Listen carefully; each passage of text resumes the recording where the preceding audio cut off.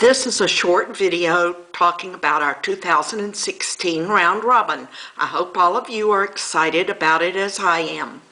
First of all, I think that we should be able to choose whatever strata we want to use in our own books, because we are going to be preparing the papers and sending them around. I will talk about that later.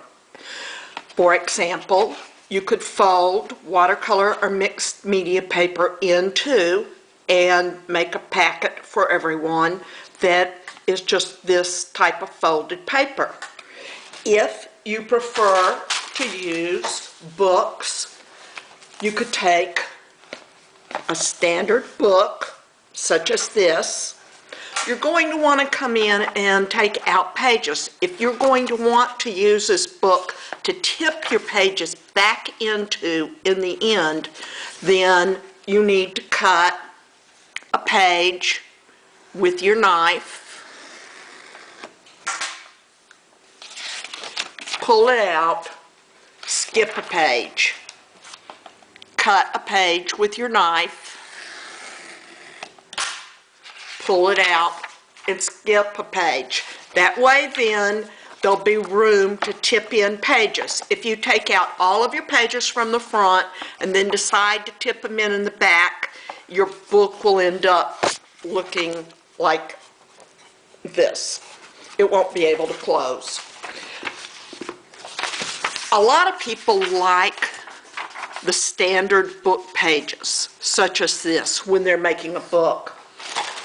My friend Susan, who is in our group, likes these heavier, glossy pages, like in this book here.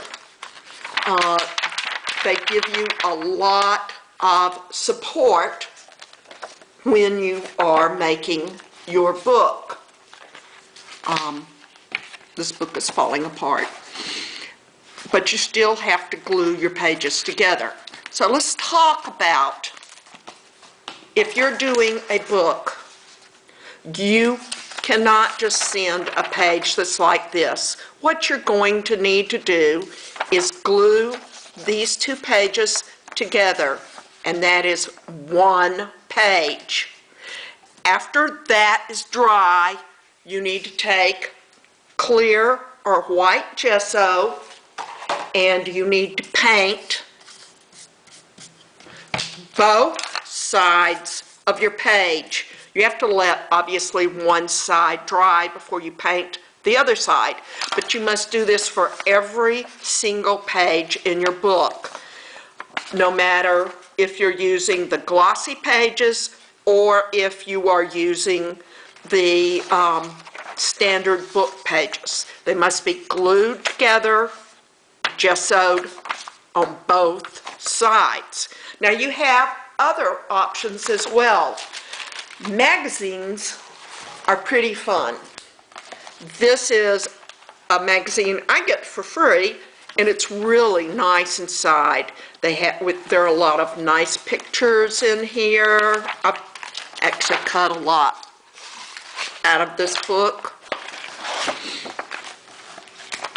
And so I could really get some interesting things for people to build upon in my book if I wanted to use this. So with the magazine, same thing. You need to cut out your page.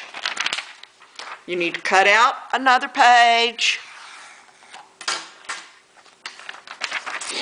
And glue them together and gesso them. You're not just limited to magazines.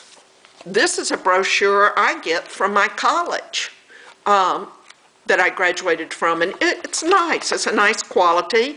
It's stapled together, and it probably would work really well to mail around. And what about these Trader Joe flyers?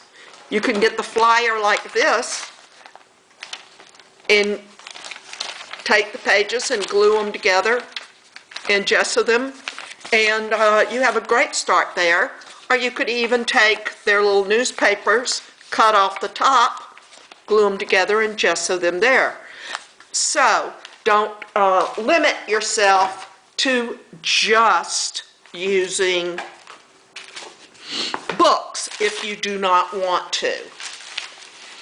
If you want to see these written out, this website here, artjournalist.com, will provide you with the instructions with what I just explained to you. Now, what I want to explain is what are you going to be sending to people when you are mailing things out. You are going to send them a front page that explains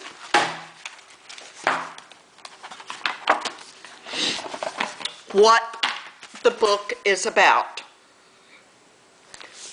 What do you want in your book? Explain explicitly what you are looking for in your book.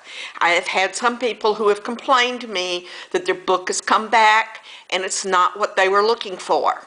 So if you are worried about that, then you need to make sure that you explain what you want and what you don't want. So that should be your very first page. On the back of that page, you should have some sort of sign-in. With this was the year-long round robin, and I just put in tags, and everyone could fill out a tag and put it back in here, and so that I would know who all worked on my book. You can also see a lot of examples at gomakesomething.com. This is the web address right here, and there are a lot of examples of sign-in pages. I also Googled sign-in pages for altered book round robins, and then clicked on images and saw a lot of images for sign-in pages if you want to do one. There are 6 of us, so it will probably fit just fine on the back of the page where you explain what is your book about. But if you want to make it 2 pages, you can. Now, you need, for each person, you need to send 3 pages that you have prepared, as I explained earlier. This page will be blank. You will, when you get the book, you will fill in this page and this page, your first month. Now, because there's 6 of us, we're working on it 2 months. The next month, you will fill in this page and this page. And then on the back of this page, you should sign and put your name, your email, where you're from, the month and year you worked on it, and any other information. If you used a special technique or something, you may want to do that. But this page here is for you to put your special information. So in the end, you need 18 of these pages for everyone to work in the book. I would say make the book 20 pages, plus the page where you explain what you want, and you can put the sign-in page on the back of that. Now, because someone's not using this first page, you could have a 2-page sign-in, and they could start working on this page. I think this pretty much explains what we need to do. If you are doing something that is unusual, last time one of our members did a book on the night circus, which a lot of us were not familiar with. And So she included little bits and pieces of people and tents and things like that in an envelope that we could use on our pages. So if there is something you think you would like, my other book was American Southwest, and I had taken some writings from Georgia O'Keeffe that described the American Southwest, and I had glued them in my book periodically so that if people wanted to use those, they could as a jumping off point to explain something that from a American Southwest vista. The books last time were very nice. You can see not only did this person collage, but they added some plastic here and buttons. This page opens up, and again, she used some of the wrapping. Notice the background and how nice it is because she used a scraper or something to create the background. Here, this person used glitter, and they made something that looked like rickrack. It's not really rickrack. This person added a little doily behind it. And then I also had the bad side of motherhood. So here's a really cute city page.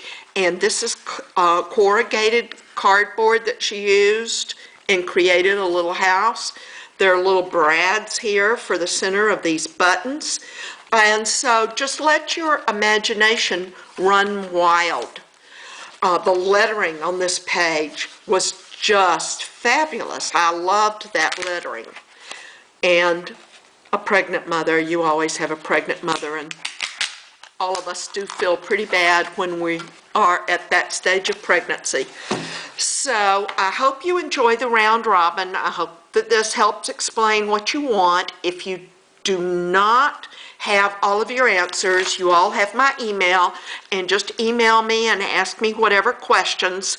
I find that when you guys ask questions, I end up having good information to send everyone, because when one person asks a question, usually a lot of people have the same question.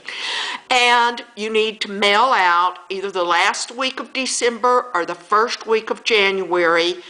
And next week, I will be sending out the mailing out list. I hope you all have a happy Thanksgiving, and I look forward to this.